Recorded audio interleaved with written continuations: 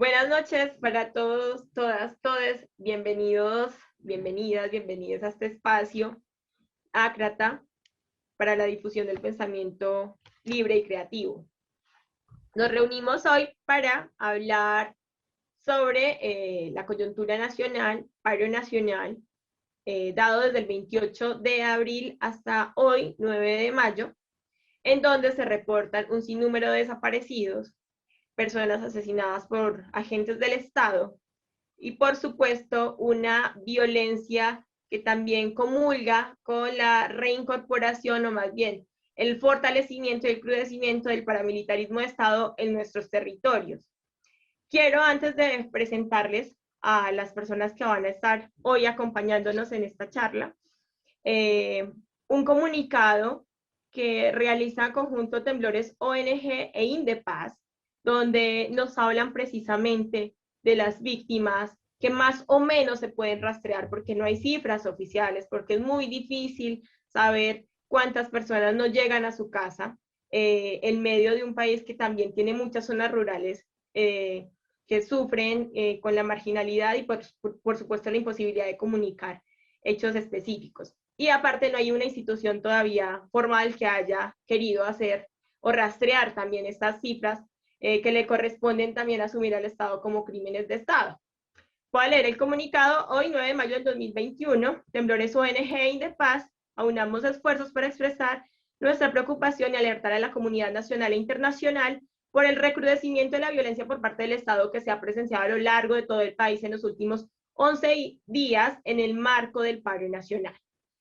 Tras un ejercicio de verificación y triangulación de información asociada a denuncias que se inscribieron en distintas plataformas, al día de hoy se registró un total de 47 personas asesinadas desde el 28 de abril del 2021, día que comenzó el paro nacional. De estos casos de violencia homicida ha sido posible determinar que 39 de ellos se dieron por violencia policial. De las 47 víctimas de violencia homicida, 2 eran mujeres y 45 eran hombres. 36 de los casos se presentaron en el Valle del Cauca, 35 en Cali y 1 en Yumbo, 3 en Cundinamarca, 1 en Soacha y 2 en Madrid, 3 en Risaralda, 2 en Pereira y 1 en La Virginia, 2 en Bogotá, 1 en Antioquia, Medellín, 1 en Tolima, Ibagué y 1 en Santander, Florida Blanca. Asimismo, ha sido posible determinar las siguientes modalidades de agresión con respecto al total de casos de violencia homicida. 34 se dieron por arma de fuego, 2 arrollados con tanquetas del ESMAD, 2 por gases lacrimógenos y 3 con arma blanca. 6 casos sin información. A lo anterior se le suman los numerosos casos de violencia a nivel nacional por parte de la fuerza pública. A la fecha se ha registrado al menos 1.876 casos, dentro de los cuales se pudieron identificar los siguientes: 278 víctimas de violencia física, 963 detenciones arbitrarias en contra de manifestantes, 356 intervenciones violentas en el marco de protestas pacíficas, 28 víctimas de agresiones oculares, 111 casos de disparos de arma de fuego, 12 víctimas de violencia sexual. Y el comunicado sigue diciendo, no lo voy a leer, todo es un poco extenso, que hay unas denuncias de más de 500 personas desaparecidas en el marco de protestas. En este sentido, estamos ante una coyuntura nacional que ha sido inédita para diferentes generaciones. No creo que las personas que tengan 60 años, 50 años, 40 años, 30 años, 20 años y por supuesto menores de edad, hayamos experimentado con nuestros cuerpos esta represión por parte de diferentes instancias, no solo institucionales, sino parainstitucionales, y eso es muy significativo, que ya no tienen ningún pudor al mostrar que son, por supuesto, fuerzas que están ejecutándose con complicidad del Estado en cabeza del presidente Iván Duque Márquez. Así, presento entonces a nuestros invitados, Juan Diego, que nos acompaña desde la ciudad de Bogotá. Hola, Juan Diego. Hola María, muchas gracias. A ti por estar. Y Kevin Amaya, que nos acompaña desde la ciudad de Medellín. Hola, Kevin. Hola a todos. También nos acompañará en algún momento Iván Darío. Hola, Iván, ¿cómo estás desde la ciudad de Bogotá? Hola María, gracias. A ti por estar. Y por supuesto decir que esto lo vamos a organizar en varias sesiones. En esta primera sesión hablaremos entonces de la coyuntura del paro nacional, y para eso, en primera instancia, invito pues como a las personas que están a que nos hagan una breve descripción de cómo se está viviendo las jornadas de manifestaciones en sus territorios. Juan Diego, cuéntanos por favor cómo has percibido estos días de manifestaciones en Bogotá. Sí, pues yo creo que Bogotá tiene pues ese elemento de la concentración del poder, y ha sido muy interesante ver cómo se ha dividido en varias formas la protesta, y cómo ha ido escalando en varios niveles, ¿no? Cómo inicia pues por el tema de la reforma de una manera extremadamente masiva, pese a los temores de la gente en general frente a la pandemia, frente a lo que esto representa, y el nivel, por ejemplo, de ocupación de UCIs, que al inicio del paro creo que ya estaba como en el 90% o algo así. Ya en este momento creo que va por encima del 95%, y aún así, digamos, la consigna era eso: este gobierno o este estado es peor que el virus, ¿no? Entonces hay mucho más temor a lo que está sucediendo. Inicialmente, pues este paquete de reformas terribles, ante los que hay una presencia inmensa. Es importante decir que ahí estaban todos los sectores, ¿no? Desde sindicatos, los profesores, estudiantes, pero no había, digamos, ese fue como una excusa que en el momento en que se cae, igual creo que la escalada de violencia y el ataque del Estado contra la población ha llevado a que se mantenga. Y en esas lógicas también ha ido escalando. Digamos, en Bogotá no está tan terrible el nivel de violencia como está en Cali, ¿cierto? Que en Cali se ha convertido en un experimento de control militar, paramilitar terrible. Pero aún así ha habido enfrentamientos fuertes con la fuerza pública, eh, respuestas tanto de la población como del gobierno, ¿no? Ha habido, por ejemplo, quemas de buses, de CAIs, que han sido, pues, que ya desde la vez pasada, y que un poco empata con esta, que fue cuando fue la masacre del 9 de septiembre, y que la respuesta de la población también fue quemar los CAIs. Un poco eso vuelve y se siente, no en la misma medida, pero definitivamente hay unas fuerzas que tratan de rebelarse ante esto. Entonces, tanto desde los poderes tradicionales que siempre han marchado hacia el centro de la ciudad, que es lo que más convoca, también es interesante ver cómo la protesta social se está moviendo, por ejemplo, frente a la Casa de Duque, frente a otros sectores de la población y de la ciudad, en los mismos barrios, que hace que se vayan moviendo las cosas, y que la gente también vaya organizándose y entendiendo otras maneras de protestar.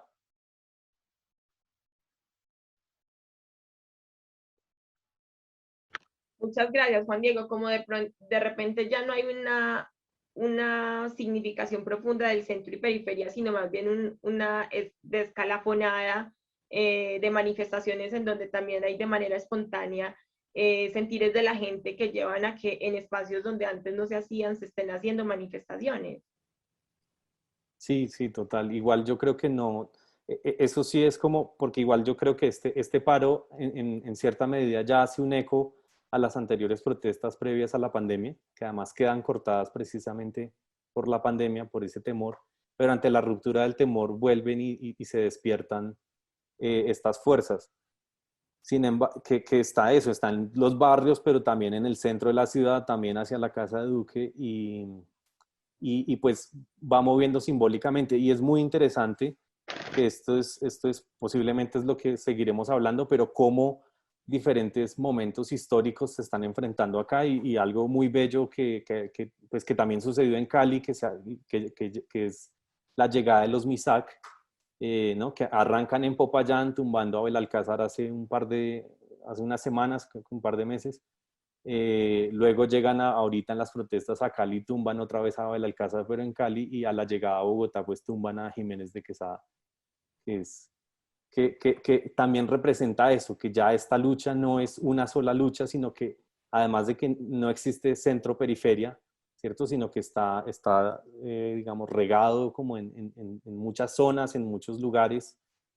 También son muchos momentos históricos que están peleando acá, es decir, esta ya no es la pelea contra la reforma tributaria, y eso es algo que se está sintiendo no solo en Bogotá, creo, sino en todo lado, y es por muchas otras razones, es un cúmulo de una coyuntura muy larga, que es como todo este periodo del uribismo. Muchísimas gracias, Juan Diego, por tanta claridad. Iván, tú que también compartes este territorio, ¿cómo has percibido? ¿Quieres agregar algo a lo que nos dice Juan Diego, por favor?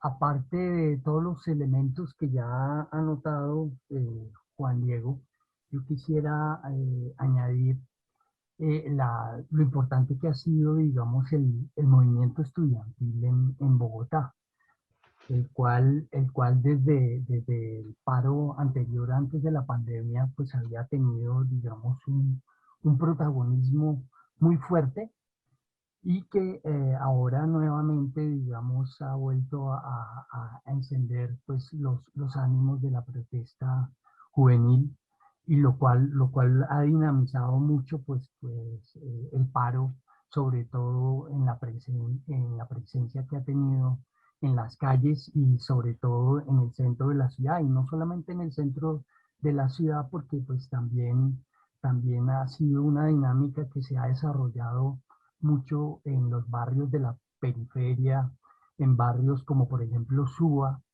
que siempre ha estado como muy activo y muy presente, y en la cual siempre se presentan, digamos, manifestaciones un poco combativas y de mucha resistencia por parte de la población, animado fundamentalmente también por la gente joven, o al sur de la ciudad, en Kennedy, en Usme, en fin, en muchos barrios, digamos, en Soacha también, que siempre han tenido, digamos, una participación muy activa. Entonces, eso se ha irrigado por toda la ciudad, y se ha ido desplazando pues del centro de la ciudad a la periferia, o sea, ha sido como muy activo. Sí, quisiera anotar fundamentalmente eso, pues la participación vital que ha tenido, digamos, la juventud y sobre todo el movimiento estudiantil, que yo creo que es como el más, en realidad el más politizado de la ciudad. Gracias, Iván Darío. Kevin, por supuesto, recordarles que nos acompaña desde Medellín, y también aparte de cómo estás percibiendo las manifestaciones allí, que has podido escuchar, etcétera, también seguir con esta lógica un poco de esta desobediencia a las relaciones capitalísticas como amo, esclavo, rico, pobre, centro y periferia, que se están desterritorializando de esas lógicas a propósito de las manifestaciones espontáneas, que unen más a personas desde sus sentires y afectos y no desde esas lógicas binarias. ¿Cómo lo ves tú? ¿Cómo se juegan allí las relaciones centro y periferia? Hola, hola a todos. Pues sí, es muy interesante como la óptica desde cual se está pensando aquí o se pone el foco de la discusión en torno a la manera en la que se habitan los espacios. Creo que lo que nos ha mostrado también la discusión o el debate que se pone en torno a las acciones y las maneras en las que las movilizaciones están dinamizando afectos, es la manera en la que habitamos los espacios. Todo momento de interrupción es un momento también donde los flujos del capital a través de mercancías y sobre todo a través de la normalización se ven interrumpidos, y desde esas grietas surgen nuevas formas de relación, nuevas formas de afecto y de habitar el espacio. Y eso es lo que pues de entrada me parece muy interesante, porque nos pone ante nuevos retos, ante la pregunta como por la experiencia, cómo experimentamos los lugares. Esto lo digo porque pues también viniendo un poco del ámbito estudiantil, podríamos hacer un mapeo de que tradicionalmente las movilizaciones tenían como que un foco fuerte desde la tradición estudiantil, que ocupaba una parte de la ciudad, que ya incluso se había normalizado para el resto pues, de barrios y sectores, de que allá en ese sitio, en ese lugar, se daban como manifestaciones, eventualmente disturbios y demás. Los estudiantes también se habían acomodado a ese sector, a esas instalaciones y pues cuando se da un bloqueo allí, cuando se da una manifestación pública, ya incluso los flujos pues, de las vías, de los locales, se habían acostumbrado a ello y habían creado rutas alternas, en fin. Es decir, ya no causaba tal interrupción de cierta manera. Lo otro es que desde las convocatorias sindicales, centrales obreras y demás, se habían establecido rutas también tradicionales, que iban desde el lugar del cual les menciono hasta el centro de la administración, la Alpujarra, volvían. Entonces, como que esos focos, lucha estudiantil en un lado, desde el otro, la convocatoria de centrales obreras, se habían en parte normalizado. Lo que nos muestra este nuevo escenario es un reto de que se están habitando otros espacios, de que se están arriesgando a hacer desde los afectos también otras pues, acciones o formas de emprender la movilización y la lucha ante una arremetida pues, de la normalidad que podría resumir en gentrificación, en los proyectos también de securitización y en una infraestructura de control que imposibilitaba que se habitaran ciertos espacios.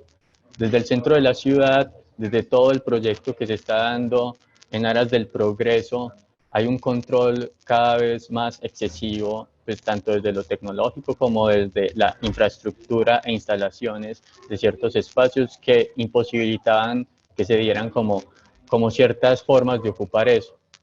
Y eso ahora se está ocupando. La gente ya no le tiene miedo a quedarse en esos sitios porque hay fuerza, porque hay sentires que se contagian y porque dicen, pues, son nuestras calles, las calles en las que trabajamos, en las que habitamos, en las que nos están matando, es necesario ocuparlas.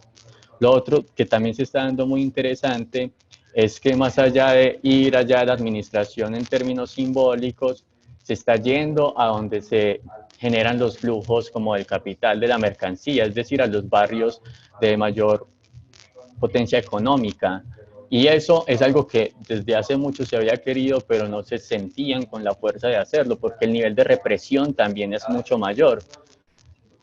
Una cosa es como habitar las mismas vías que usualmente se daban en las movilizaciones y otra es ir, por ejemplo, al sur de la ciudad, donde están las concesionarias, donde están los bancos, donde están como las familias más pudientes e interrumpir el flujo de la mercancía allá. Y eso también se está dando. Entonces nos está poniendo también como en la exigencia de crear cartografías, de empezar a ocupar el espacio en una ciudad que es paramilitarizada en muchos de sus sentidos, espacios y formas de relacionarnos.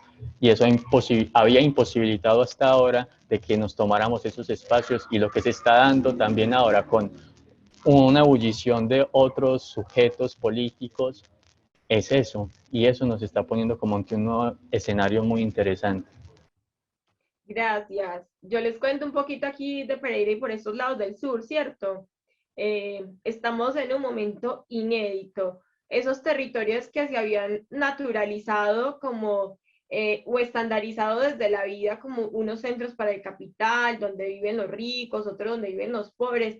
Aquí todo se ha desdibujado. Las marchas van por cualquier espacio, por donde la gente se encuentre y en ese momento espontáneo, pues ya no vamos para el viaducto, sino nos vamos para la circunvalar. Que es un poco también lo que está pasando en Cali. Bueno, se están intentando llevar también la violencia solo a los barrios más periféricos, como Siloé, pero no, es para que la gente de los barrios no salga, pero la gente se está tomando la ciudad. Ya no es como entonces no podemos ir allá y tenemos que ir por estos marcos que siempre han sido como de zonificación para las marchas en la ciudad. Pues no, aquí siempre la marcha llega al viaducto. Pero ya el viaducto no solamente están llegando los sindicatos, los estudiantes, los profesores, no, están llegando muchachos muy jóvenes. Y eso es algo muy importante. No solo están llegando estudiantes, están llegando los pelados del barrio, los que se arman en primera línea porque tienen tanta rabia y tanta desidia con este Estado que los condenó a ser pobres y no les da ninguna otra oportunidad, que entonces se toman el viaducto. Y ya no se lo toman como un acto político, sino como un acto vital. Como esto que es de ustedes y tan importante para la ciudad también es de nosotros. ¿Y qué?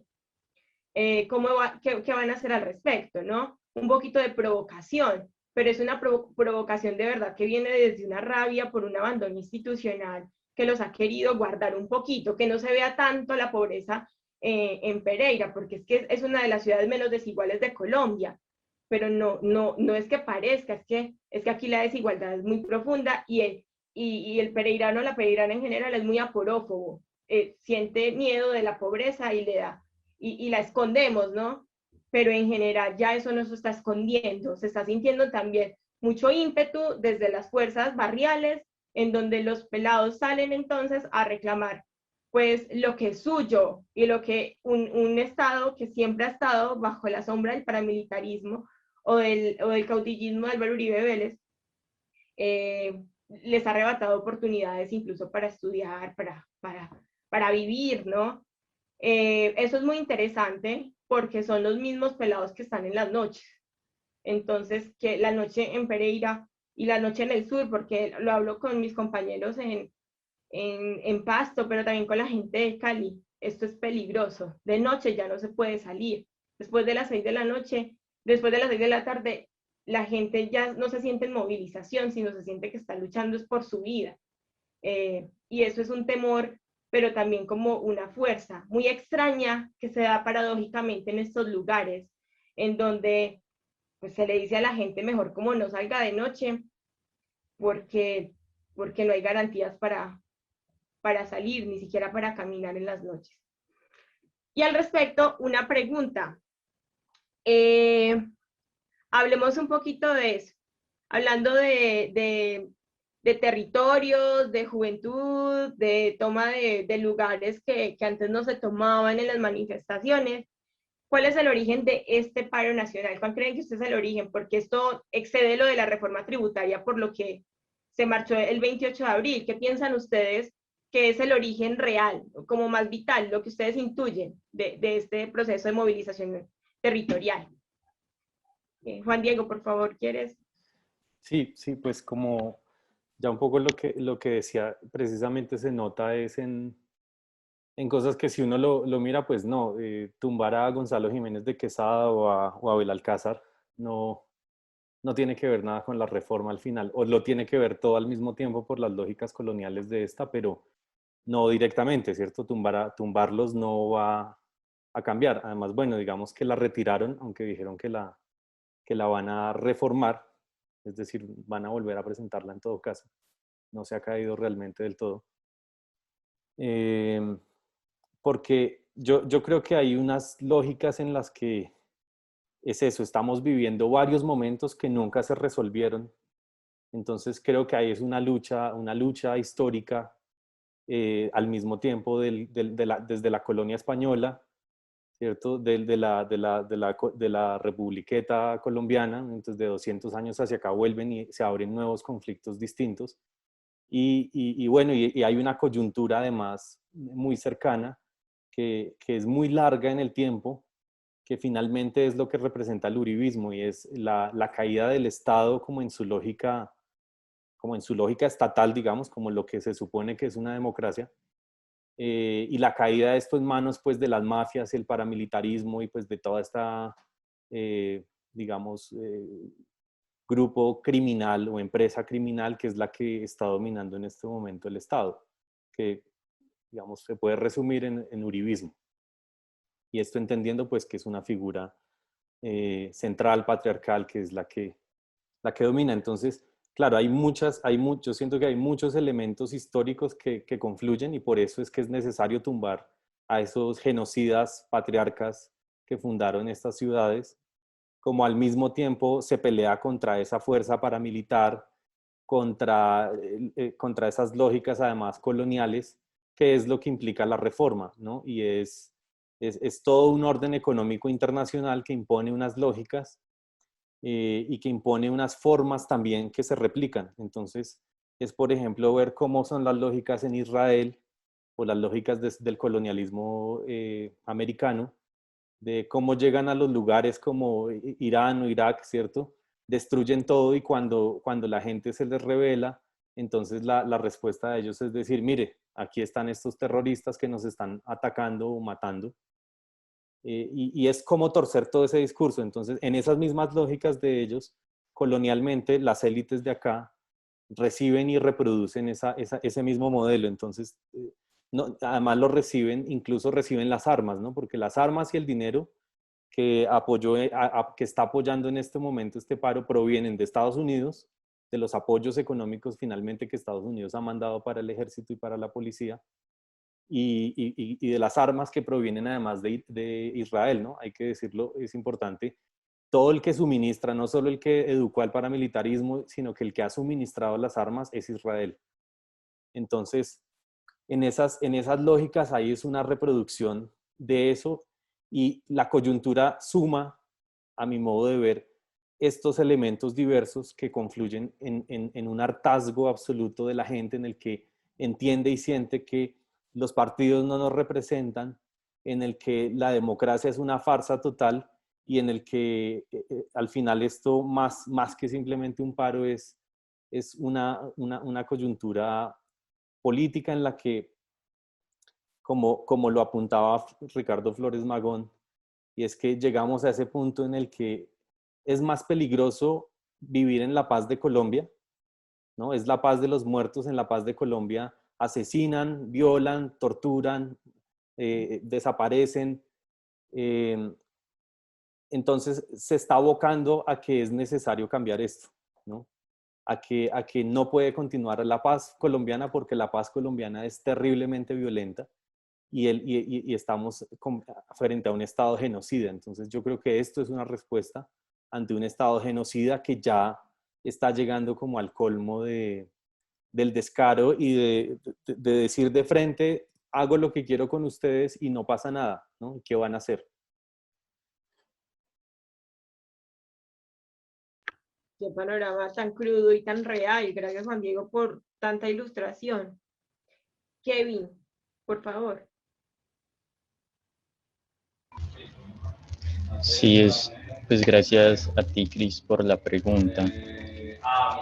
Yo la verdad siento que el origen de todo esto, si es que pues podemos buscar una especie de raíz, es la vida, es la vida misma. Hay algo que estaba viendo hace poco en una de las pancartas de varios manifestantes que decía como que hartos de sobrevivir ahora queremos vivir. Entonces yo le agregaría como que incluso hartas de sobremorir, porque el imperio de la muerte es el que ha conformado nuestra política. También en las revueltas chilenas que se dieron a finales del 2019, una de las frases como que más se pintaban en las calles era hasta que vivir valga la pena.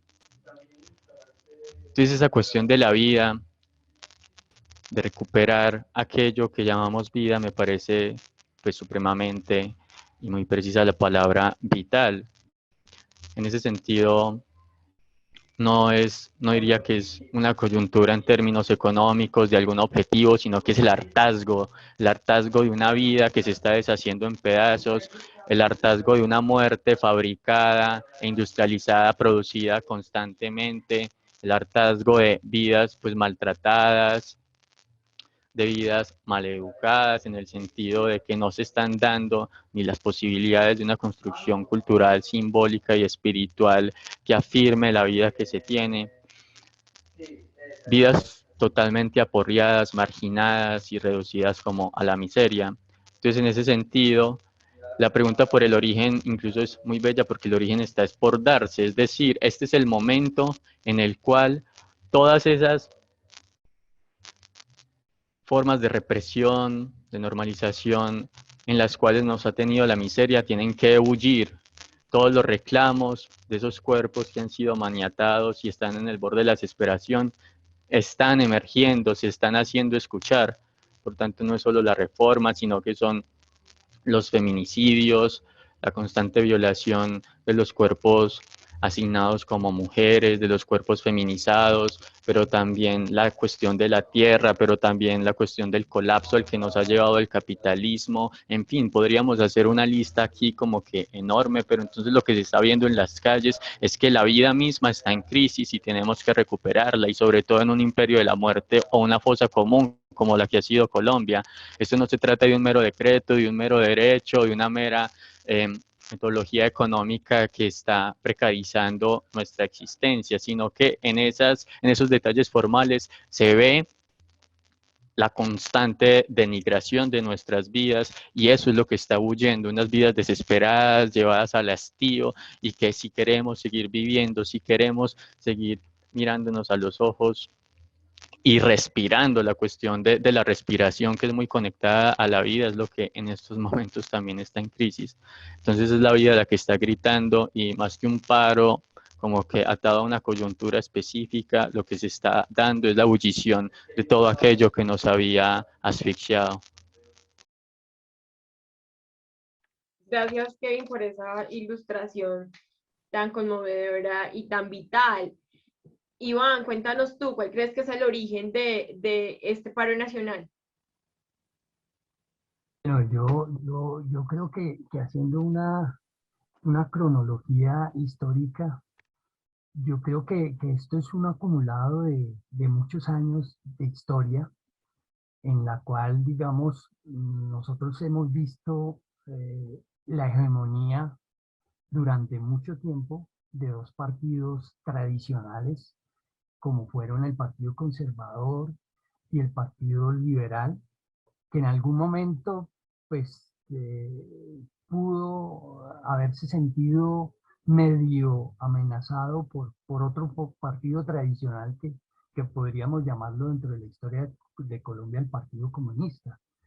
Y digamos que fue el que en algún momento quiso representar otras fuerzas distintas a las tradicionales de los partidos conservador y liberal, que siempre han representado, digamos, a unas minorías, a unas oligarquías con cierto linaje que se han ido heredando el poder en Colombia, y esos partidos pues poco a poco en el trayecto de la historia se han ido desdibujando, se han ido desboronando, y pues nos condujeron a una violencia, pero finalmente esos partidos se han terminado por mimetizar en sus intereses y no representar, digamos, a las grandes mayorías. Pues la gente ha buscado, digamos, otras alternativas populistas como el anapismo, y finalmente pues también hemos caído, digamos, en la vía de que si, de que si la transformación de Colombia se podría dar por la vía armada o por la vía pacífica a través de las elecciones, pero tanto lo uno como lo otro han sido, digamos, combatidos ferozmente por estas oligarquías, y tanto lo uno como lo otro pues no, tampoco se han podido desarrollar, y vemos pues la reaparición de una nueva encarnación de la violencia pues ya con el paramilitarismo y pues todo lo que ha representado de alguna manera el uribismo, pues que ha tenido durante muchos años obnubilado a Colombia y finalmente lo ha estancado en la historia. Y yo creo que otro factor determinante ha sido la aparición del narcotráfico, que creo que ha sido un elemento que ha condenado a Colombia pues a estar en el centro de un huracán muy violento, porque pues eso ha corrompido de alguna manera pues todas las instancias de la vida cotidiana, ¿no? Pues la economía, la política se han visto, digamos, contaminadas a mi forma de ver por lo que ha representado el narcotráfico. Y eso unido pues a la guerra pues ha creado, digamos, un caldo de cultivo de tal forma pues que que eso que en algún momento quiso Pablo Escobar de llegar a la presidencia, pues se ha ido transformando de una manera mucho más compleja hasta llegar a lo que hoy es el uribismo y lo que llamamos el narcoestado, pues que en este momento pues es como lo que está imperando. Entonces, pues yo creo que ya la gente, como bien decía Juan Diego y Kevin, pues ya la gente se ha ido dando cuenta de eso y ha abierto los ojos y se está desencantando pues de ese embrujo en el que cayó Colombia pues con todo ese dinero fácil y que ha creado, digamos, todo un clima de guerra y de violencia brutal. Entonces yo creo que la gente se está dando cuenta pues, de que finalmente esas salidas han sido eh, engaños políticos pues, de parte de los que ahora están en el poder. Y yo creo que en este momento pues la gente lo que se está es politizando respecto a eso y todo ese mito de que la salida, digamos, o de que eso que han llamado el castrochavismo, pues ha sido, digamos, como el componente, pues con lo que finalmente nos han tenido hipnotizados durante mucho tiempo, pero eso ha sido un sofisma de distracción que poco a poco se ha ido cayendo y yo creo que la gente se ha ido quitando pues esa venda de los ojos poco a poco y yo creo que ahí es donde está lo interesante, pues de que la gente ya no está creyendo pues en ese mito y creo que los acuerdos de paz fue un clamor nacional, pues la gente ya está cansada de la violencia y ya se ha dado cuenta pues que el problema en Colombia finalmente no son tanto las guerrillas, sino el uribismo. Entonces yo creo que eso es lo que está en juego ahora, pues de que se está desdibujando eso que nos hacían creer que era la solución.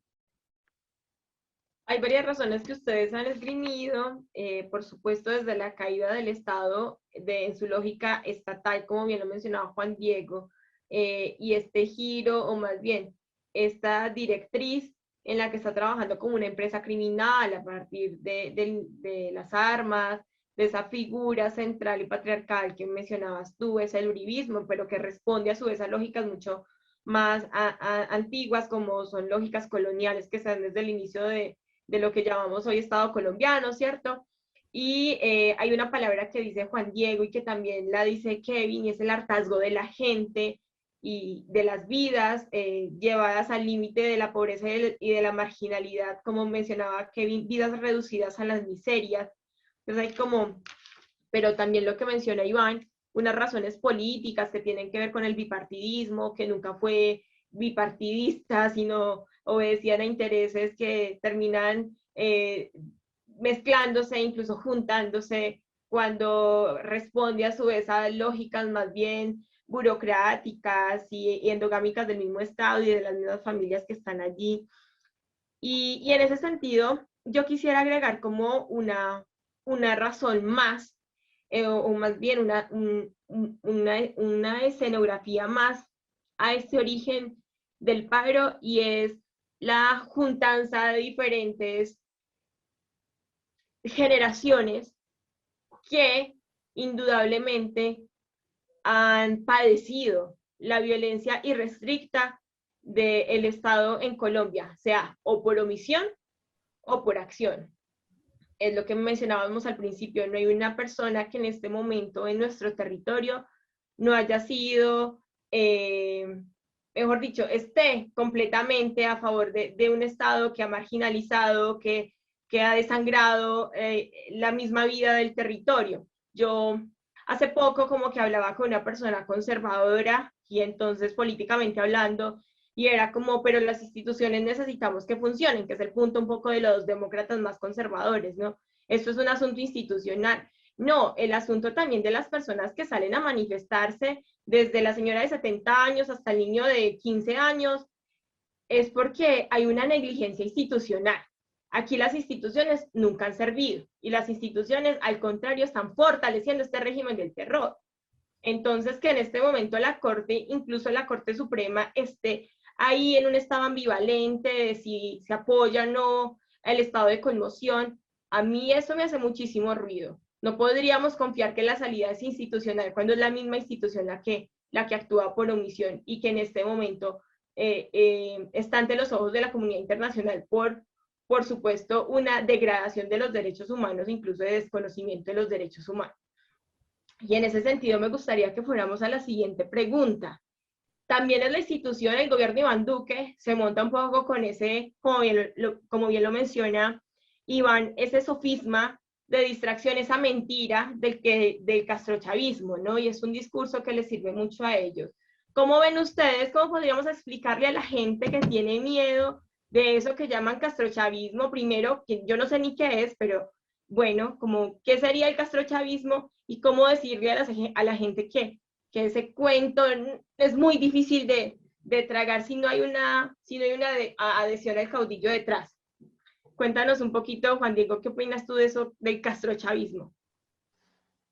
Sí, yo quería pues arrancar diciendo, claro, para sumar un poco a eso que decía Iván y que mencionabas tú, pues claro, en el caso de Duque no solo es el miedo al castrochavismo que se impone, sino también esas mismas instituciones que no funcionan bien y que son profundamente corruptas, eh, como está permeado ahí por completo y además abiertamente y con pruebas la mafia, ¿no? Porque si algo tiene este gobierno es que, como el de Samper, abiertamente se sabe que lo montó la mafia, ¿no? O sea, siempre hemos sabido, o sea, en Colombia siempre hemos podido decir, bueno, sabemos que la mafia está detrás, sabemos que ustedes son paracos, sabemos que son narcos, pero en este caso específico no es como la voz que se corre, sino que hay unas grabaciones que demuestran cómo este gobierno es un gobierno totalmente, digamos, en términos estatales, ilegítimo, mafioso, narco. Y entonces, claro, pasando a la lógica del castrochavismo, pues que igual, bueno, ya lo van cambiando, ¿no? Ya ahorita ya están entrando en la nueva, como que entraron al siglo XXI y hablan de la revolución molecular, que al final es lo mismo, ¿no? O sea, sea el nombre que le pongan, comunismo, Unión Soviética, castrochavismo, chavismo puro, FARC, Anarquistas, terroristas, pagados anarquismo por el Foro de Sao internacional, Paulo. anarquismo internacional, sí, que lo llamaba también Uribe, es decir, él ha dado unos 10, 15 nombres, que finalmente es la instauración del enemigo interno, ¿no? Es como tratar de mantener viva la lógica de la doctrina de la seguridad nacional gringa, que fue la que perduró durante un tiempo y que luego la reemplaza como esta nueva doctrina como del antiterrorismo internacional. ¿Y qué es eso? ¿No? Es al final buscar que hay una mano de terroristas y no solo que son terroristas y enemigos internos, sino que además están aliados con los otros, ¿no? Entonces, las FARC están aliadas con Castro y con Chávez y con todos los regímenes posibles y con el ETA y bueno, siempre han hecho como esas uniones que son muy funcionales al final pues para desprestigiar y destruir toda la disidencia. Al final es un discurso profundamente totalitario que lo que busca es pues eliminar cualquier posibilidad de pensamiento diferente, ¿no? Pues vuelven binaria la cosa, ¿no? Al final cuando uno se encuentra en la calle a la gente, digamos, en un diálogo común, pues la lógica es decir, ah, bueno, usted piensa así, entonces usted es petrista, o usted piensa así, entonces, entonces usted está con el castrochavismo, ¿cierto? Entonces, o uno es del lado de Uribe o está en contra, no hay más opciones, ¿no? Esa es la lógica del patriarca, ¿no? De lo mismo, el padre de familia que da las órdenes, o me obedece o me desobedece, pero no hay un punto, no hay más opciones en la vida, no hay más formas. Y al final esto lo que representa profundamente es la instauración de un Estado totalitario que claro, digamos, no tienen el logro que han tenido estados totalitarios como la Alemania nazi, pero no lo tienen precisamente porque han aprendido de ella. Entonces, está toda la misma lógica que están imponiendo pero pues con más cautela, con mucho más cuidado, y pues sobre todo con esa lógica del enemigo interno, porque está surtiendo mucho efecto, ¿no? Y es poner a la gente también en contra de la misma gente. Duro, Juan Diego, duro eso porque la lógica del enemigo interno es lo primero que nos habla Junger, todos los que estuvieron en la posguerra alumbrando de cómo sucedió el nazismo y todos alumbraban a lo mismo. El nazismo surge de una democracia, pero que instaura un enemigo interno contra que todo el mundo termina por perseguir. Kevin, cuéntanos tú, ¿qué piensas un poco de ese enemigo interno y de eso que llaman castrochavismo? Sí, a propósito del contexto o la unión o la articulación que acaban de hacer de esa figura del enemigo interno articulada a la constitución de estados totalitarios, pues hay que recordar que uno de los juristas más importantes e intelectuales del proyecto nazi fue Carl Smith, que es precisamente el que analiza cómo se constituyen esas figuras soberanas y totalitarias, es decir, cómo hacen de la política un vacío de contenido total y la llevan es meramente a una lógica del amigo y el enemigo.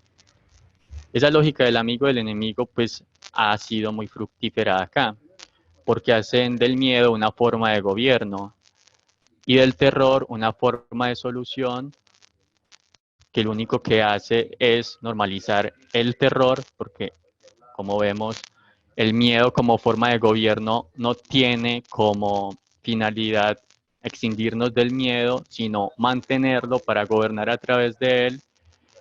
Y aquí nos movemos también en los términos de los afectos. Sabemos que estos conceptos o estas figuras que el caudillo Álvaro Uribe Vélez ha traído a colación, que ahorita se están exportando en Latinoamérica y en otras partes, en Norteamérica también,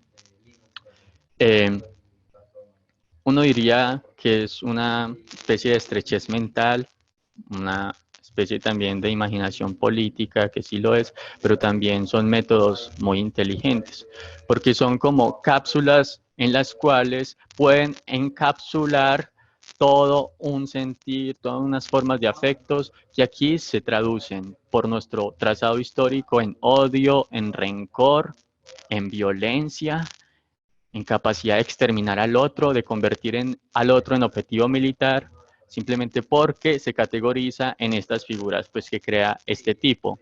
Tenemos la del castrochavismo, que en una sociedad también tan permeada religiosamente y conservadora como la nuestra, encarna pues incluso teológicamente el mal, a Satán incluso, pues una ola de la cual nos tenemos que salvar. ¿Y quién nos salvará? El caudillo. Asimismo, la ideología de género, o como Juan Diego lo acaba de mencionar, este nuevo concepto de la revolución molecular que a mí me parece como que bien agudo también en la manera de entender cómo se están dando las lógicas de resistencia y cómo combatirlas, que no son las mismas del típico enemigo comunista que funcionaba en bloque y militarmente, no, ahorita ha escalado a otros sujetos y por tanto ellos en el miedo como forma de gobierno han adecuado para enfrentarlo y para como ejecutar las mismas lógicas, pero incluso ahorita en la población que antes se veía como un poco eximida, que veían como espectadores lo que estaba ocurriendo en las zonas más marginadas y rurales, pero ahorita está llegando aquí y está siendo justificado por estas figuras que crea este señor.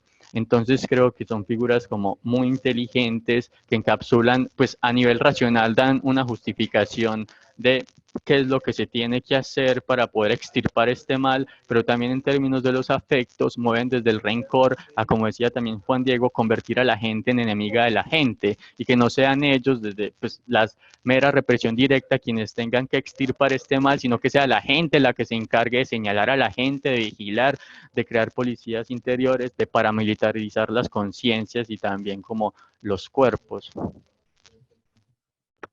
Gracias, Kevin, por ese análisis. Claro, incluso recordaba mucho que Junger alerta en 1951 en este libro de la emboscadura como pilas, que las democracias cuando los estados totalitarios se ponen la máscara de democracia, lo que hacen es construir ese enemigo interno y nosotros reproducimos la lógica. Entonces la gente sale a enfrentarse con un policía porque se cree súper libre haciéndolo, sin entender que mientras haya un otro a quien odiar, no importa quién sea ese otro, se está interiorizando todo el régimen autoritario y paramilitar. Iván, ¿qué quisieras tú comentarnos al respecto?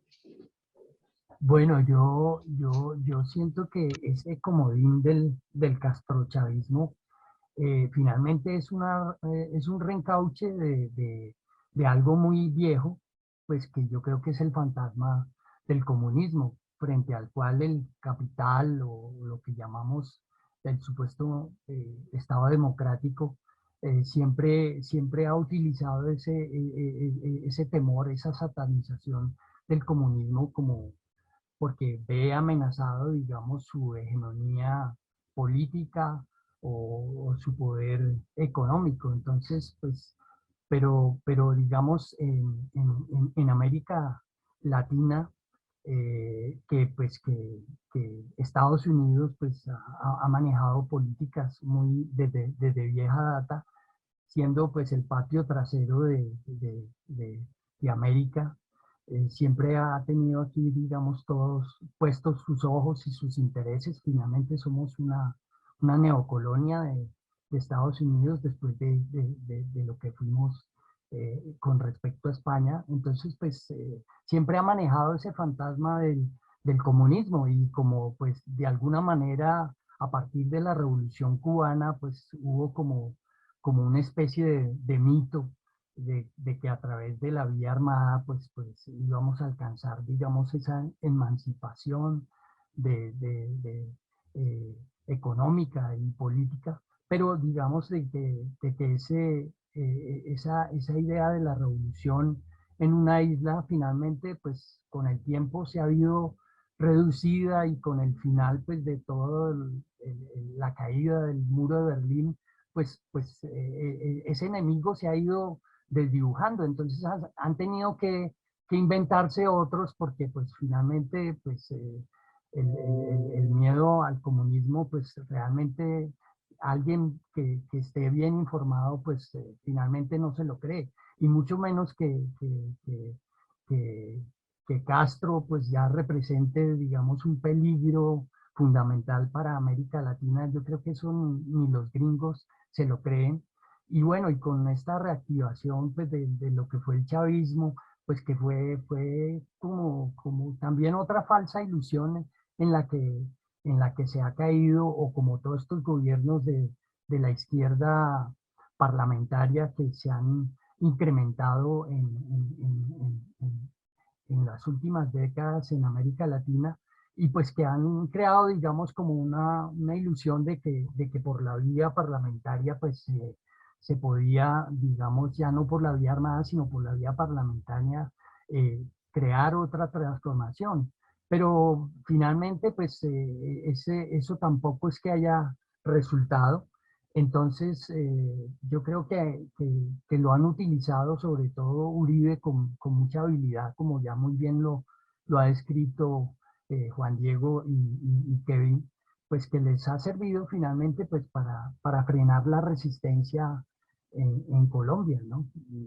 Y yo creo que lo han manejado de una manera muy inteligente en el sentido de que han condicionado una respuesta, digamos, muy emocional de la gente, muy primitiva, que tiene miedo pues a perder lo poco que tiene, si es que realmente la gente tiene algo, porque la mayoría, y empezando también por la clase media, pues lo que hemos visto es que todos estos gobiernos lo que han ido es empobreciéndola de una manera cada vez más eh, abismal. Gracias. A mí, a todo lo que han dicho estas medidas autoritarias, totalitarias, del enemigo interno, de ese fantasma del comunismo, me gustaría también agregar que es una falta de educación política, pues en el territorio. Por supuesto, a nosotros, los pocos que vamos aquí en Colombia al colegio, no nos hablan ni de socialismo ni de ideologías políticas. En historia se da mucho esa historia de Colombia y en sociales tampoco se habla mucho del tema. Entonces me parece que es una falta de educación política que tenemos todos y todas Y ante esa falta de educación política nos dicen el castrochavismo es lo que empobrece y nos ponen de imagen al país que tenemos más cercano, ¿no? Miren lo que pasa en Venezuela. Pues claro, entonces, tras esa ignorancia política, ponen un ejemplo de estos, pues la gente tiene miedo. Y lo que están jugando es con ese elemento que ya también Kevin nos mencionaba, un gobierno del miedo, no solamente un miedo que reprime violentamente, sino un miedo que sucumbe, o más bien que nos hace sucumbir ante unas lógicas políticas en donde se juega mucho con el hambre de la gente y con ese desconocimiento político. Castrochavismo, incluso dos apellidos como que han pervertido también mucho todo el tema del socialismo, teóricamente hablando. No hay mucho que decir más allá de, miren que el término ni siquiera funciona, se lo inventan. Porque una estudiante me decía como, ¿cómo le hago para que mi papá entienda que eso del castrochavismo no existe? Sencillo, dígale que el castrochavismo no existe porque no hay una base ni siquiera para eso, o sea, eso se lo inventa el mismo Uribe, entonces responsabiliza a Uribe del castrochavismo, no hay como otra noción al respecto. Venezuela está así porque tiene unas lógicas muy particulares del territorio, como Colombia tiene las suyas, y aunque son territorios hermanos, no son idénticos, no funcionan las lógicas de la misma manera. Entonces también un poquito dejar de compararnos con los otros territorios. Y en ese sentido quisiera como hablarles de esta otra pregunta. El paro que estamos viviendo en Colombia y todas las manifestaciones no son las mismas que hay en Chile, ni son las mismas que hay en Argentina, son lógicas muy particulares, pero que incluso a su vez son particulares comparándolas con otros paros, ¿no? Alguien me decía como, en algún momento de la historia, hace más o menos como unos 5 años o así, hubo un paro de camioneros, duró como 40 días, no hubo desabastecimiento. Mis papás, que son de una generación anterior, me decían también lo mismo, hubo un paro de camioneros y a los 3 meses hubo desabastecimiento. ¿Por qué creen aquí que ahorita hay ese desabastecimiento cuando no llevamos todavía ni 2 semanas en actividades de movilización y los camioneros no llevan ni siquiera una semana todavía de movilización? ¿A qué están jugando con eso del desabastecimiento? Juan Diego. Sí, pues yo creo que ahí es importante ver que ellos están también haciendo una implementación de guerra, ¿no? Es decir, no hay una guerra de entrada económica que arranca pues con la reforma, que es una reforma que pensaba destruir todo, ¿no? Todos los sectores, el cultural, todos los sectores se veían afectados de una forma u otra terriblemente. Al final es una guerra, una forma de guerra, como bien lo planteaba Kevin, pues al final es eso, ¿no? A lo que, digamos, a lo que condenan es a la miseria, ¿no? Que tiene cosas terribles, así no haya una muerte física, hay muerte en muchos sentidos. Y al final esto pues es como esa misma lógica de la amenaza, ¿no? Porque de la amenaza y la guerra con la que siempre han funcionado ellos. Que implica eso, ¿no? Cuando decían, no, mire, si se sube Petro, se va a desabastecer el país, ¿no? Casi que lo decían, bien sea o porque él lo vuelve como Venezuela o porque las élites nos atacan. Digamos, en Bogotá, por lo menos lo que yo personalmente he visto hasta el momento, no podría decir que se siente el desabastecimiento, pero sí, pues igual sí ya está circulando en redes, por lo menos como lo del temor, que creo que Kevin resumía muy bien, y es eso, es el gobierno del miedo y del terror.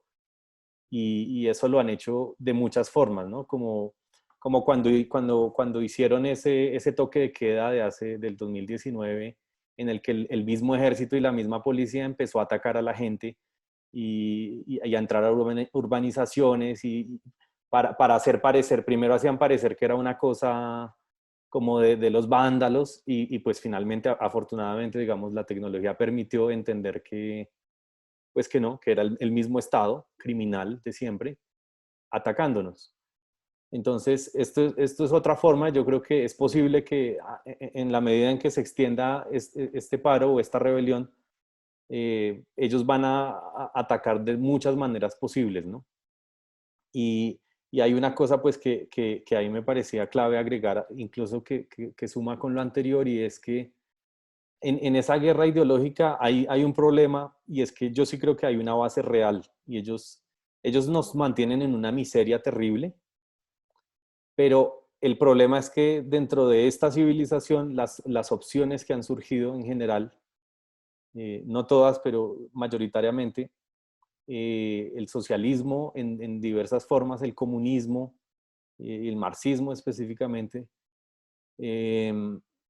al momento de su aplicación ha tenido unas repercusiones terribles históricamente, ¿no? Represiones, genocidios han sido totalitarios igualmente. Entonces, este gobierno, como decía, adopta ese cinismo colonial. Entonces nos mete miedo con los otros cuando son idénticos a ellos, ¿no? Al final yo creo que si viviéramos un régimen comunista sería muy, muy similar. Tendría de pronto otros discursos, otros colores, otras formas, pero sería exactamente lo mismo, ¿no? Que es lo que se ha vivido en otros países, pues que igual hay genocidios, hay crímenes de Estado, e incluso pueden ser menos peores que este. No siempre, pero en algunos casos. Entonces, creo que en general es eso, es un régimen que se está imponiendo a pasos agigantados de manera totalitaria. Gracias, Juan Diego, como por darnos cuenta de esta estrategia también del régimen que comulga con ese miedo y ese terror como solución. Kevin, cuéntanos tú, ¿qué piensas de esta jugada del desabastecimiento? Bueno. Sí, también como para hilar y articular con lo que veníamos comentando, con esas figuras del terror que se crean y que funcionan muy bien en la reproducción en términos de población, porque pues también como se comentaba, esos ejemplos que se han dado y que se utilizan como aquello hacia donde iríamos en caso de que tal cosa pasara, como la escasez, el desabastecimiento, demás, también hace parte pues, de una falta de imaginación política que es muy estratégica, en términos de que lo que está ocurriendo ahorita en las calles, estas nuevas personas, este lumpen, la gente del barrio, la gente que no está politizada en términos partidistas, que salen de las lógicas binarias, que no pertenecen a organizaciones, sino que es su vida misma en la precariedad la que les está haciendo gritar, esta gente que no pertenece a esas lógicas como electorales necesariamente ni parlamentarias, no responden a las categorías que ellos vacían de contenido y que ahora están intentando implementar. Es decir, ellos están negando en términos pues ontológicos la posibilidad de que haya un movimiento político que no apele a los partidos, que no apele a los cautillos, que no apele a esas figuras como Castro, como Chávez, como los enemigos del llamado socialismo de este siglo, y le están negando pues a través de estas figuras la posibilidad que la gente se organice por fuera de estos márgenes. No, los catalogizan a todo aquel que pues sea disidente al régimen de ser portador de ese enemigo, y no, lo que se está dando es algo que está por fuera de esos márgenes. Y como que atendiendo específicamente a la cuestión del desabastecimiento y articulándolo con lo anterior, sigue jugando a las mismas lógicas de el pánico y de lo que también se ha llamado como la teoría del shock, que le juega a las lógicas pues de la excepción y de los estados totalitarios, como el ejemplo que traía Juan Diego del paro del 2019, en el cual llevaron en camiones a personas a que robaran, a que saquearan a la misma gente, para decir de que eso era como fruto del paro y de la movilización. Aquí también ahorita, en medio de una crisis sanitaria, se está diciendo que el paro está impidiendo que se abastezcan las ciudades de alimentos, y también con un sistema de salud totalmente precario, que es consecuente de las políticas que ha asumido un régimen neoliberal. Vienen a decir de que son los protestantes los que están impidiendo que el sistema de salud funcione eficientemente, al impedir pues como las vacunas, el oxígeno, demás, como que todo eso lo que hace es crear de nuevo este mal que es el paro y la protesta, y llevar a la gente, a la población, a un estado de desesperación tal de que avalen ya luego medidas como el estado de conmoción interior para que el Estado venga a poner el orden, pues que en esos estados de excepción pues ya prácticamente estamos y hemos estado. Pero entonces, a fin de cuentas, es esto, es la teoría del shock, la teoría del pánico, de la desesperación, de llevar a la gente a creer de que necesitamos un caudillo salvador para que pueda restablecer el orden, porque si seguimos así, pues no vamos a tener con qué comer, con qué, cómo fortalecer el sistema de salud y demás. Entonces, la precariedad que ellos han implantado pretenden desplazar esa culpabilidad al paro y los manifestantes para que sea la misma población la que pida el orden, que no sea una cuestión pues netamente represiva y arbitraria, sino que ellos se erijan como los que están efectuando la orden de la misma gente, de la misma población. Y también pues por otro lado, en términos de eso del desabastecimiento, hay que tener en cuenta las nefastas políticas de soberanía alimentaria y de seguridad, pues que se han hecho trizas a partir de los tratados de libre comercio y de todo la expropiación de tierras y de cultivos de los campesinos. Sí, pero como escuchándoles es muy claro que seguimos en la lógica del amigo y del enemigo. O sea, parece que es como la única estrategia que ellos tienen para poder seguir fortaleciendo su régimen del miedo y el terror. No sé, Iván, ¿tú cómo lo ves? ¿Cómo ves esto del desabastecimiento? ¿Cae en esa lógica del amigo y del enemigo? Sí, yo creo que sigue ¿me están escuchando? Sí, sí, sigue en esa lógica. Yo creo que finalmente el hecho de que se hubieran sumado los camioneros le dio una fuerza al paro que ellos yo creo que no esperaban y eso les duele porque pues de alguna manera también ellos tienen el control del mercado de los alimentos y pues les empieza a doler a ellos también el bolsillo, ¿no? Entonces tienen que crear ese pánico para, como muy bien lo han señalado Kevin y Juan, pues para crear miedo y sobre todo porque también estas luchas se ganan a través de la desinformación o la información en un sentido o el otro, ¿no?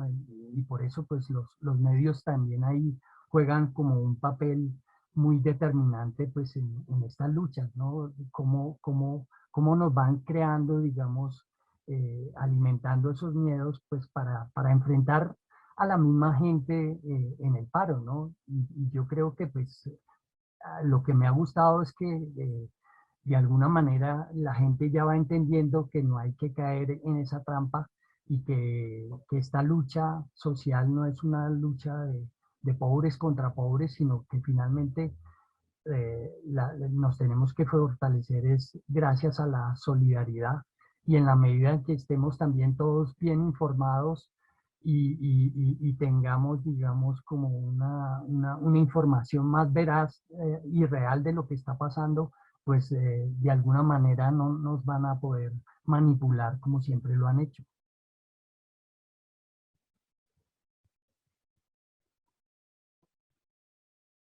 Bien, yo creo que podemos ir cerrando como este primer bloque de contexto del paro. Voy a recoger algunos puntos que ustedes han trabajado, me parecen claves, y es cuando hablamos del origen, tener en cuenta que hay una figura central que domina estas lógicas discursivas de un Estado bélico y completamente opresor y represor, que es esa figura del caudillo, ¿no? Y que responde a unas lógicas coloniales, que también por eso implica la juntanza también de movimientos ancestrales como son los indígenas y en este caso la Fuerza Misak, Hijos del Agua, que por supuesto reivindican esto de la paz de Colombia. Me parecía un punto muy interesante de Juan Diego, esa paz en donde se asesina, en donde se mata, se violan los derechos humanos, no hay ningún respeto por la vida. Y ahí va el punto al que estaba tratando Kevin. Hay un imperio de la muerte que tiene como protagonista ese estado criminal en donde las vidas son reducidas a las miserias un poco allí, pues, quienes están más involucrados con la filosofía, lo de la nuda vida, ¿cierto? Vidas solamente puestas como de manera orgánica y que son llevadas al hastío, a ese hartazgo del que hablaban ustedes, en donde, por supuesto, se juega mucho con el miedo, pero también creo, y es un punto que podríamos trabajar en el siguiente bloque, la gente tampoco ya está teniendo miedo. Cuando lo único que te dejan es tener miedo, está en juego también todo un marco de potenciación de la libertad, que es igual a defender tu vida. Y eso podríamos dejarlo como un punto en cuestión para algo que Juan Diego dijo que me sonó tanto, y por mí lo hablaríamos ya, pero es como para no llenar tanto a quienes nos están escuchando de contenido, y es que dijiste, no, paro no, es una rebelión. Y me parecería muy interesante trabajar eso en contra incluso, o más bien hablando un poquito más de esto del enemigo interno, que salta mucho en las conversaciones de hoy, en donde por supuesto seguimos intentando ver que no podemos seguir trabajando en esas lógicas, porque al caer en esas lógicas del enemigo interno también nos asumimos como parte de un bando y más fácil somos identificables como enemigos del Estado, que no es sino enemigos del uribismo. Y en ese sentido, todas las lógicas del enemigo interno que juega con el desabastecimiento, con el miedo, con el terror, y reivindica así lógicas totalitarias de estas muy parecidas que vimos en el fascismo, donde el Estado justifica la muerte de algunas personas solo por no ser parte de su manera de ver e interpretar la vida. Para la próxima sesión, pues podríamos hablar de Estado liberal o dictadura militar, o dictadura estatal, o dictadura de derechas. Creo que es un tema que hay que trabajar mucho, la gente se está preguntando. Ahorita con todo lo que pasó con lo de los MISA, con lo del CRI, con la marcha, con la Minga, tan fuerte también las amenazas que están haciendo el caudillo en contra de las personas que están marchando, manifestándose. Hay unas lógicas del terror que también podríamos empezar a mirar en estas lógicas estatales, y una tercera sesión para que habláramos de prácticas de resistencia, por supuesto, y de qué manera podemos ayudar a difundir y a fortalecer las manifestaciones. No sé si quisieran agregar algo más para cerrar.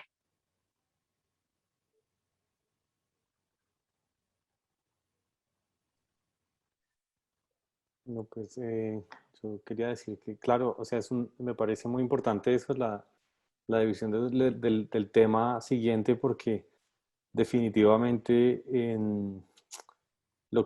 a lo que nos vamos enfrentando o lo que vamos viendo es cómo hay una tecnificación del poder, cómo hay unos controles que nos hacen también pensar en eso, en la autonomía, ¿no? Cómo es de complicado que, por ejemplo, que vivamos en la era tecnológica más avanzada, pero al mismo tiempo es una especie de feudalismo digital. Entonces cuando quieren nos quitan el internet y nos quitan la comunicación, cuando quieren nos quitan la alimentación, cuando quieren nos quitan todo, porque al final no hemos perdido todo, hemos perdido todos los espacios, tanto de la vida digital como de la vida, digamos, cotidiana, material. Entonces, creo que es importante pensar eso en esos términos y pensar todas las demás posibilidades que existen, porque definitivamente aquí hay algo más que un paro y seguramente no va a cambiar inmediatamente, pero sí creo que es muy importante lo que está sucediendo, porque ya nos empieza a dar ciertos visos de cambio, cierta necesidad colectiva de cambio.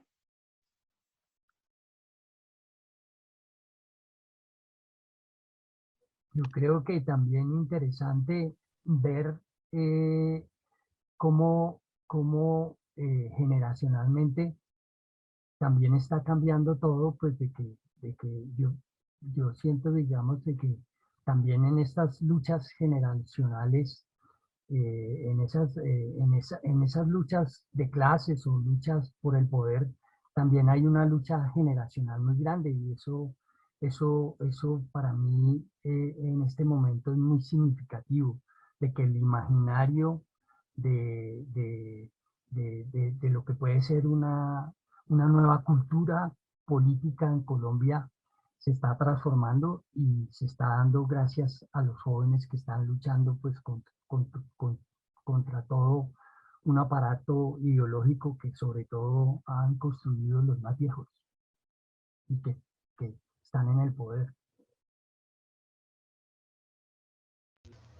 Sí, con relación a eso que menciona Iván, en torno a las nuevas generaciones y la juventud, me parece importante el hecho de que para estas democracias neoliberales y capitalistas hacen del progreso su bandera pues, de muerte, y en términos de ese progreso que se encamina en términos temporales hacia el futuro, el joven sería ese emprendedor capaz de sacar adelante ese futuro, pues los jóvenes están diciendo,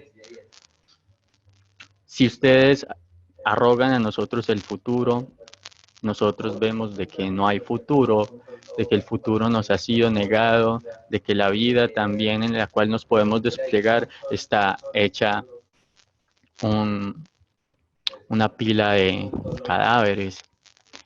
Entonces, ante esa sensación de que no hay futuro, de que es que esto ya no es en términos ni ideológicos, ni políticos en términos abstractos, es que es nuestra vida que en términos de verla hacia adelante, en donde nos podemos desarrollar, no tiene ningún espacio, no tiene cabida. Si no reaccionamos ahora, en realidad ese futuro nos va a acabar. Por el otro lado, todo lo que pues hablamos ahorita que nos va a llevar o va a llevar a como que a este espacio a trabajar la cuestión de la dictadura, pues me parece muy importante porque un país como este que se arroga y crea toda una parafernalia en torno a la democracia, diciéndose ser la democracia como más antigua de Latinoamérica, pues sabemos de que ha hecho de la democracia todo un hueco constitucional en el cual se implanta una dictadura. Y esto como que me parece importante como saber, no saberlo, sino tratar de pensarlo y entenderlo, porque creo que es la hora de empezar a buscar, crear otras formas que no se sinteticen en reivindicaciones constitucionales y reivindicaciones al Estado, porque el Estado incluso en su forma que llaman más exitosa y pura, o la que mejor venden, que es la democracia, tiene todos los métodos para incurrir a partir de esa democracia un estado de excepción permanente, un estado de excepción que se hace norma, un estado de la muerte sostenida, un estado totalitario, y por tanto creo que pues la exigencia ahorita es llamar a crear desde organizaciones comunales, desde asambleas barriales, que la gente se encuentre y que ella misma sepa sus necesidades y trate de buscar las maneras de solventarlas a partir de la solidaridad, el apoyo mutuo, la horizontalidad, y dejar de apelar a lógicas verticales y constitucionalistas.